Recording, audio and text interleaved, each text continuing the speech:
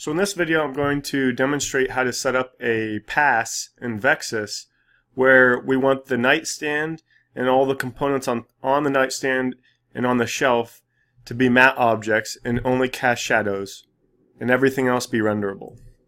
So to start, let's do objects by layer name. And since we have everything kind of laid out already on layers prefixed with env versus prp, we can use those to our advantage to simplify the setup.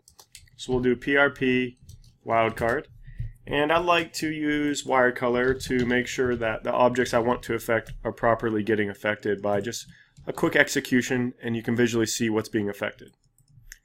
So we'll name this our props, and then let's copy this setup, and we'll name this one environment, and we'll change this to env, and we'll make this wirecolor, let's make it this muddy green. We'll execute that, make sure we get all of our environment. Now you can see here we're missing our bucket, which is on the wrong layer, so let's move the bucket to its proper layer. And then we'll go ahead and re-execute these to make sure. Okay, so now we're in business. So now that we want to set up a pass, we can create a pass node. And, and now you'll see on the pass node, there's some additional options here. The most important thing you want to take note of is unhide current objects. What that means is any objects plugged into this node will automatically be unhidden from any layer or object property that makes it visible. Because most of the time if you plug an object into a pass, you want it to be visible for a reason, or at least contribute to the render. So we'll go ahead and plug these in here. And now when we execute this, we can see we have both of our nodes executed and the wirecolor applied. Whoops. So if we do a quick render here, let's do F9, or actually we can click this. You'll see everything's visible.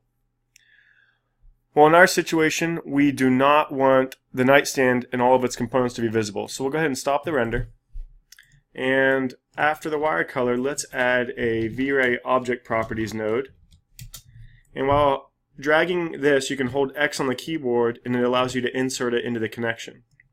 And we'll click matte object and matte to reflection, and we'll slide this to -1.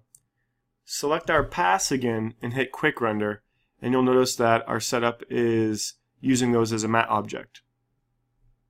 Now in some cases you might not want it to be a matte object and you just want it to be invisible to camera. So let's set that up. We'll select this node and hit Control-Shift-X and get rid of it. And now let's add a object properties node.